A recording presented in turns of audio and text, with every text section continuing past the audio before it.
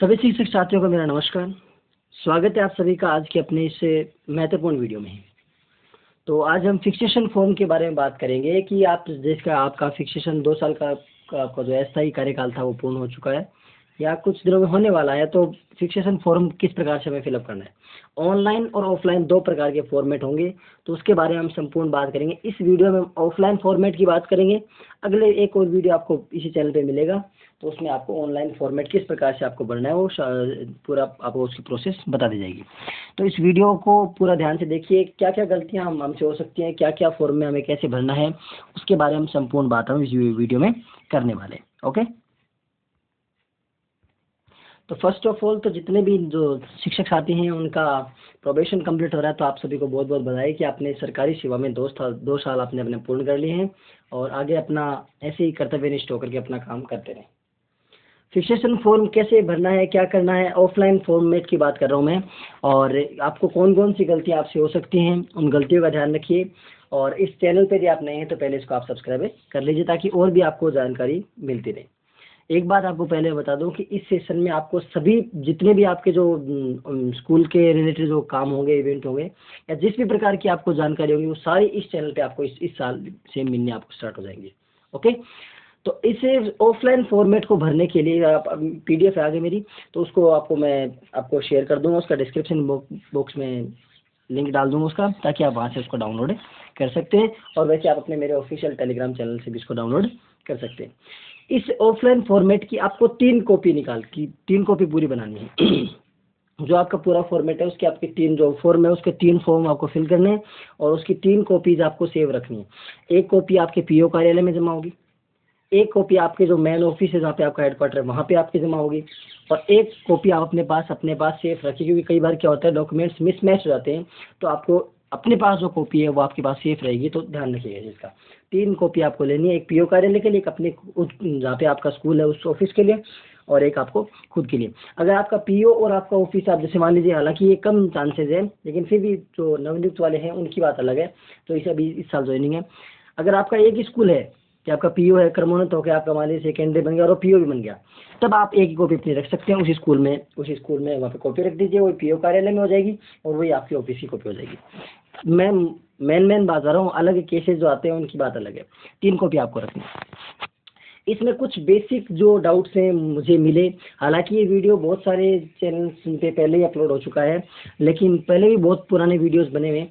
इसमें मैं कुछ ऐसी जानकारियाँ भी लेके आया हूँ क्योंकि मेरे सामने कुछ समस्याएं आई थी, जो मेरे स्टाफ साथी उन्होंने पूछा था, तो उन सवालों के जवाब भी मैं कुछ लेके आया हूँ। अगर उसके अलावा भी आपका कोई भी सवाल रह जाता है, हालांकि मैं इस वीडियो में किसी प्रकार का सवाल रहने नहीं दूंगा, फिर भी अगर आपका सवाल रहता है तो आप मुझे कमेंट सेक्शन में बता सकते हैं, उसका आपको प्रॉपर सॉल्यूशन मिल जाएगा। जहाँ तक होगा मैं उसका सॉल्यूशन आपको प्रोवाइड करवाने की कोशिश करूँगा। ओके, तो वीडियो को स्टार्ट करते हैं। अंत तक पूरा वीडियो ध्यान से देखना, एक एक स्टेप को। ये आपका एक फॉर्मेट है प्रोबेशन जो है ना, प्रोबेशन ट्रेनिंग के स्थायीकरण हेतु आवेदन। अध्यापक लेवल 1 और 2 जो शारीरिक शिक्षक या है PTI है उसके लिए भी इसी प्रकार का फॉर्म है, L2 के लिए और L1 के लिए। आई थिंक अभी इस वैकेंसी जो 2022 वाली वैकेंसी है, जो उनका L1 वालों का फिक्सेशन कंप्लीट हुआ है तो उनके लिए है। हालांकि L2 वाला टीचर भी है, जैसे मतलब इन फ्यूचर कोई भी होगा देखिएगा, PTI वाले भी जो है अगर वो सब भी इसी फॉर्मेट को भर सकते हैं। फॉर्मेट में क्या क्या भरना है, कुछ बेसिक जानकारी है जो तो आप इस फॉर्मेट में पढ़ के भर सकते हैं आसानी से। कुछ ऐसे जो चुनिंदा डाउट आपके आएंगे वहाँ आपको मैं मोटा मोटा बता के चलता हूँ, क्योंकि एक एक चीज़ आपको मैं यहाँ बताऊंगा ना तो फिर तो मान लीजिए वीडियो काफ़ी लंबा हो जाएगा। ओके, तो चलिए स्टार्ट करते हैं।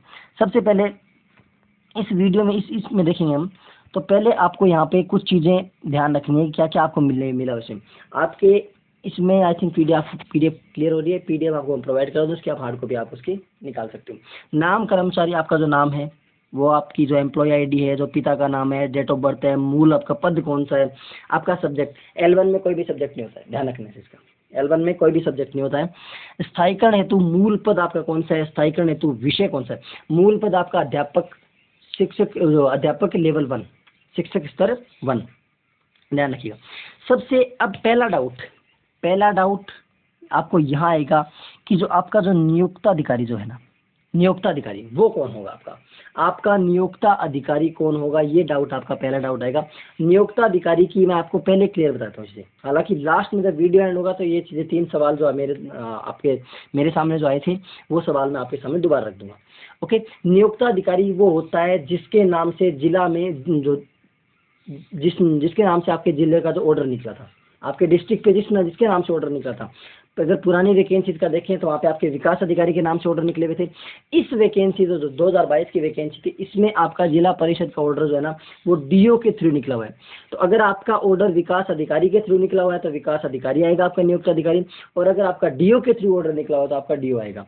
पुरानी वैकेंसीज में विकास अधिकारी भी ऑर्डर निकालता था, इसलिए वहाँ पे आपको विकास अधिकारी लिखना है। लेकिन इस वैकेंसी में लगभग नियुक्ति ऑर्डर जो आपके हैं वो डीओ के नाम से निकले हुए, इसलिए आप इसको जिला शिक्षा अधिकारी जो है ना उसके माध्यम से आपको इसको नियुक्त अधिकारी नियुक्त कर सकते हो। ओके, फिर आपका आएगा डिस्ट्रिक्ट, जो आपका ज्वाइनिंग डिस्ट्रिक्ट है, जहाँ पे सपोज कीजिए आपका होम डिस्ट्रिक्ट यहाँ पे नहीं भरना है, आपने ज्वाइनिंग कहाँ पे की है उस डिस्ट्रिक्ट यहाँ पर। उसके बाद आपका जो पदस्थापन विद्यालय है, जिस स्कूल में आप काम कर रहे हैं उस स्कूल का जो आपका नाम और उसका एनआईसी कोड आपको भरना है। ओके, ये अब एक बात ध्यान रखिए, यदि जो कार्मिका मॉडल स्कूल का है तो पूरे विद्यालय का एनआईसी कोड भरें, अन्यथा लागू नहीं है ना। यदि आप मॉडल स्कूल के हैं तो आप इसमें भर सकते हैं, बाकी कोई जरूरी नहीं है आपको भरना। अब आती है आपकी शैक्षणिक योग्यता में वर्ष। शैक्षणिक योग्यता आपकी जो एजुकेशन क्वालिटीज कौन कौन सी हैं, क्वालिफिकेशंस कौन कौन सी हैं वो आपको भरनी है। प्रशैक्षणिक योग्यताएं जो आपकी पहले शैक्षणिक आपने कौन सी ली है, प्रशिक्षण आपने कौन सी ली है, बीएसटीसी की है या बीएड की है या जो डीएलडी की है, जो भी किया आपने। ओके, प्रथम नियुक्ति तिथि आपकी जो पहली ज्वाइनिंग की डेट जो है ना वो आपको लिखनी है, और आपने कौन से ब्लॉक में की थी, मध्याह्न पूर्व में की थी।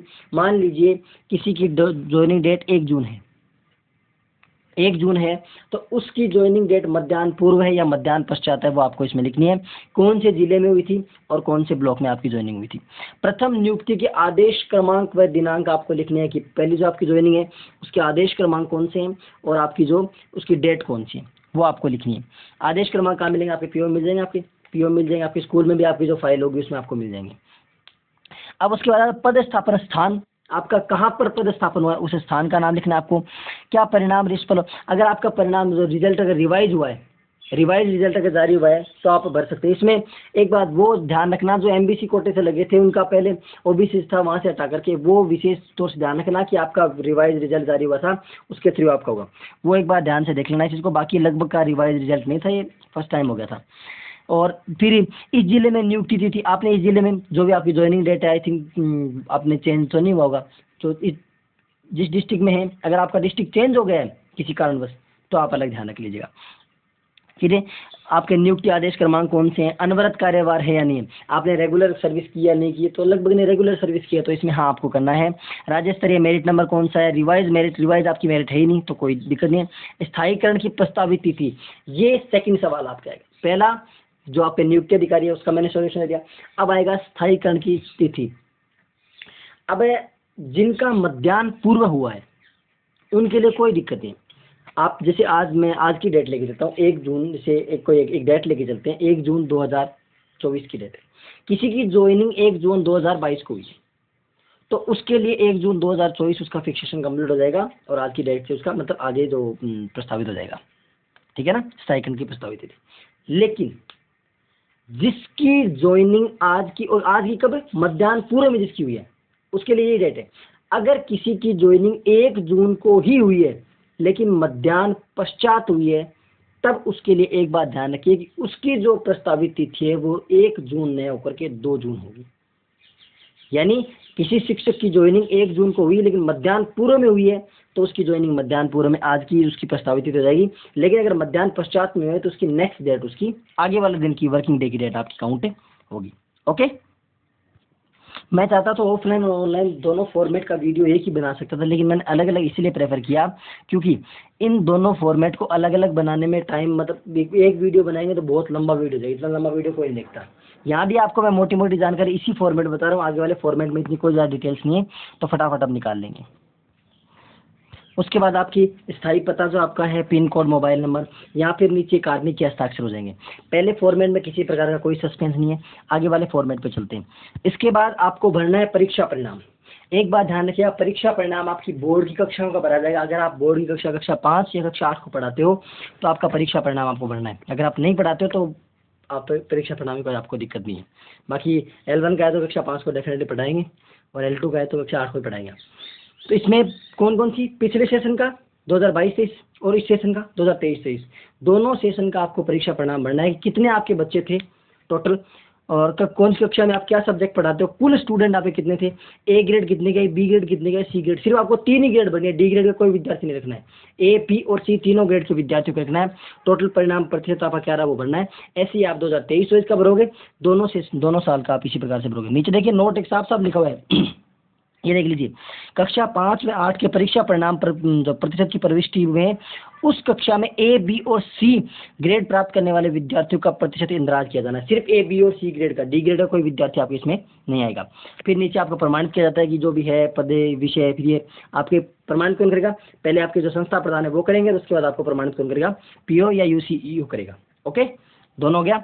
इस फॉर्मेट में ज़्यादा कुछ नहीं है, बस आपको अपना रिजल्ट भरना है पिछले साल का और इस साल का। उसके बाद अगले में चलते हैं। इसमें आपके द्वारा किए गए जो आपने सीएल लिए हैं आकस्मिक अवकाश अगर आपने लिए हैं तो वो उनके आपने पिछले सेशन में और इस सेशन में आपने कौन कौन सी सीएल लिए, हाफ सीएल कौन सी लिए, आप अपना जो आपका अटेंडेंस रजिस्टर है, जो स्टाफ रजिस्टर है, उसमें से आप अपनी सीएल देख सकते हैं कौन कौन सी डेट को आपने कौन कौन सी लिए। वो सीएल आप अपने लिख सकते हैं 15 की 15 पूरी आप किस प्रकार से कब से लेकर के आपने कब तक लिए। मान लीजिए मैंने पहली सीएल कब ली है, कब से शुरू हुई मेरी और कब तक हुई, ये पूरी इसमें विवरण रहेगा। कुल संख्या कितनी है वो आपको बढ़नी है इसमें, ऐसे इसी साल का। अब इसमें एक आपके कंफ्यूजन आ सकता है कि जैसे मान लीजिए मैंने आज सीएल लिए, आज मैंने सीएल ले ली, कल का वर्किंग डे नहीं था, कल की छुट्टी थी किसी चीज़, और परसों फिर वापस वर्किंग डे आ गया लेकिन मैंने फिर सीएल ले ली। तो इसमें आपको 2 अलग अलग सीएल भरनी है। आज की डेट में आप आज से शुरू करके आज पे एंड करोगे, कल की कोई नहीं रखोगे क्योंकि कल का आपका वर्किंग डे था ही नहीं। फिर उसके बाद अगली सीएल अगले डेट को, आप जैसे मान लीजिए आज 5 तारीख है तो 5 तारीख की आपने सीएल भरी, 5 तारीख को फुल डे आपका हो गया। फिर 6 की आपकी छुट्टी है, 6 को छोड़ दीजिए खाली, फिर आप 7 की दोबारा सीएल भर सकते हो। ओके, इस चीज़ का ध्यान रखिए, ये दोनों साल की सीएल हो जाएगी। फिर आकस्मिक कैलेंडर, ये सीएल कौन सी भरनी है आपको, joining date to joining date भरनी है। ऊपर जो सीएल है ना, ये सारी की सारी सीएल आपको joining date to joining date भरनी है। इस चीज़ का स्पेशल ध्यान रख लेना। यहाँ पे आप ये नहीं है कि जून से लेकर के मतलब आप अपनी जो कैलेंडर ईयर स्टार्ट होगा कि जुलाई से लेकर के आप जून तक या जून से लेकर के मई तक भरोगे, वो नहीं। आपकी ज्वाइनिंग डेट कब थी कि जिसकी मान लीजिए 1 जून की ज्वाइनिंग है, 1 जून से लेकर के अगले आप 31 मई तक, फिर वापस 1 जून से लेकर के 31 मई तक, ये आपको सीएल का विवरण अपने पूरा भरना है। यहाँ पे आपको जो सीएल भरनी है वो आपको कैलेंडर ईयर के हिसाब से भरनी है। देखिए इसमें कैलेंडर ईयर मेंशन है कि 30/6/2022 तक, फिर 1 जुलाई से 30/6/2023 तक, फिर 1 जुलाई से 2023। अब एक समस्या आएगी आपकी क्या कि आप 2022 में आपकी किसी की ज्वाइनिंग हुई थी तो उस टाइम आपका जून वाला सेशन चल रहा था, जुलाई वाला स्टार्ट नहीं हुआ था नया सेशन।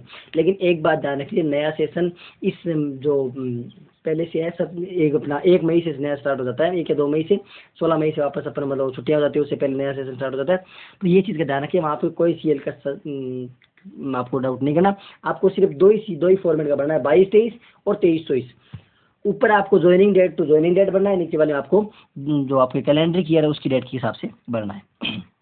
टोटल चीज़ें इसको भी प्रमाणीकरण वही संस्था प्रधान और आपकी जो पीओ हैं वो करेंगे। इसके बाद अगर इस फॉर्मेट का ध्यान रखना, अगर किसी टीचर ने प्रोबेशन पीरियड के दौरान किसी प्रकार का अवकाश लिया है, एक चीज़ आपको पहले बताया था, पहले जो आपका अवैतनिक अवकाश था वो आप मैक्सिमम 30 दिन तक ले सकते थे। अगर आपने 30 डेज का जो अवैतनिक अवकाश लिया या फिर जो आपने WPL जो लिया है और उसमें अगर आपका प्रोबेशन पीरियड पे कोई प्रभाव नहीं पड़ेगा अगर आपने 30 दिन का लिया है। लेकिन अब इस बार नियम चेंज हो गए हैं, आप 90 दिन तक आप ले सकते हैं। 90 दिन तक आपने अगर मतलब लिया विदाउट पेमेंट रहे यहाँ पर तो कोई दिक्कत नहीं, आपका प्रोबेशन पीरियड नहीं खिसकेगा। 90 दिन का कर दिया इसको। ओके, तो ये आपको मैं एक अलग चीज़ बताता हूँ 90 दिन का। इसमें आपने कौन सा अवकाश लिया है, कब से कब तक लिया है, किसी ने पितृत्व या मातृत्व अवकाश लिया, प्रसूति अवकाश लिया, उसमें अलग होगा। किसी ने असाधारण अवकाश लिया, अवैतनिक लिया, उपार्जित लिया, अन्य किसी प्रकार का अवकाश लिया है तो उसका जवाब है कब से लिया, कब तक लिया, कितने दिन का लिया। ओके, आकस्मिक अवकाश को छोड़कर, आकस्मिक इसमें सीएल नहीं आएंगे, इस फॉर्मेट में सीएल नहीं आएंगे। अगर किसी प्रकार का सीएल के अलावा कोई अवकाश नहीं लिया तो इस फॉर्मेट को भरने की कोई जरूरत नहीं आपको, क्योंकि इसमें आपको कोई दिक्कत नहीं, कोई कुछ सही लिया आपने लिया ही नहीं। नीचे प्रमाणित कौन करेंगे, संस्था प्रधान और आपके पीओ और यूसीईओ। ठीक है।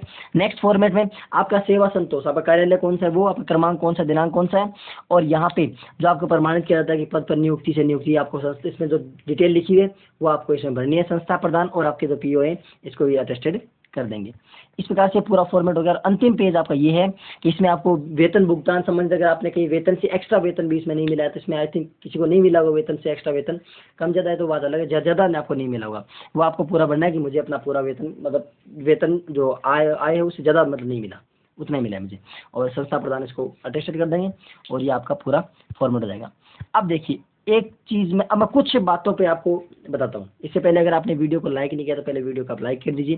किसी भी प्रकार की आपके क्वेरीज हो वो आप कमेंट सेक्शन में बताइए। वीडियो को अपने शिक्षक साथियों के साथ जिनका आप प्रोफेशन पूरा हो रहा है उनके साथ आप शेयर कीजिएगा, और यदि आप चैनल पर नहीं है तो आप इसको सब्सक्राइब कर लीजिएगा। 3 सवाल मैंने आपको बताए, कौन कौन से, आपका नियुक्त अधिकारी कौन सा है, वो जिसके नाम से आपका डिस्ट्रिक्ट ऑर्डर निकला हुआ, विकास अधिकारी के नाम से निकला तो विकास अधिकारी, और जिला शिक्षा अधिकारी के नाम से निकला हुआ तो वो इस 2022 वाले वैकेंसी में जिला शिक्षा अधिकारी ही होगा। ओके। उसके बाद सेकंड आपको मैंने बताया था कि जो वेतन वाला है, जो अवकाश किस प्रकार से, अवकाश अगर आपने लिया है तो ये आपको नीचे वाले फॉर्मेट में भरना, अगर आपने नहीं लिया है तो आपको नहीं भरना, और मैक्सिमम आप 90 दिन तक आप विदाउट पेमेंट रह सकते हो। ओके, ये चीज़ें होगी क्लियर। रिजल्ट आपको मैंने बता दिया, रिजल्ट आपको भरना है। पूरे ये वीडियो था, आपको ऑफलाइन फॉर्मेट की 3 कॉपीज आपको रखनी है, और आपको रिजल्ट भी बोर्ड क्लास का भरना है, और मध्याह्न पश्चात वाला वो मैंने बता दिया कि आपकी नेक्स्ट डेट तक आपका होगा कंप्लीट। ओके, अवकाश आपको joining date to joining date भरना है, आपको कोई मतलब नहीं आपका एकेडमिक ईयर कौन सा था, आपने जब से ज्वाइन किया और आपकी प्रोबेशन कब तक चल रहा है, joining date to joining date, फिर वापस joining date to joining date. Okay, तो ये छोटी सी वीडियो या वीडियो लंबा हुआ छोटा हुआ इसमें पूरी मैंने जानकारी बता दी है। किसी प्रकार का सस्पेंस आपके अब भी रहता है तो कमेंट सेक्शन आपके लिए खुला है, वहाँ पर आप मुझे बाकायदा इस चीज़ के बारे में बता सकते हो कि ये मुझे समस्या है। अगर आपको वीडियो अच्छा लगा तो वीडियो को लाइक कीजिए, कमेंट करके मुझे बता सकते हैं, शेयर कीजिए अपने शिक्षक साथियों के साथ इसको, और चैनल पे यदि आप नए हो तो इसको सब्सक्राइब कर लीजिए, और बेल आइकन जरूर प्रेस कर लेना ताकि आपको आने वाली जो चीज़ें हैं बहुत सारी आपको मिल सके। ओके, मिलते हैं अगले किसी सेशन में किसी रोचक जानकारी के साथ। ऑनलाइन फॉर्मेट कैसे भरें वो मैं आपको भरना बता दूंगा, इसी चैनल पे नया वीडियो आपको प्रोवाइड हो जाएगा, उसमें आप देख सकते हैं। आप मेरे ऑफिशियल टेलीग्राम चैनल को जाकर के ज्वाइन कर सकते हैं, इसका लिंक मैं डिस्क्रिप्शन बॉक्स में डाल दूंगा, वहाँ से आपको इस फॉर्म की PDF आपको प्रोवाइड हो जाएगी। तब तक के लिए जय हिंद, जय भारत। अगेन आपको कांग्रेचुलेशन, आपका पीरियड प्रोबेशन पीरियड कंप्लीट हो रहा है। Thank you for watching.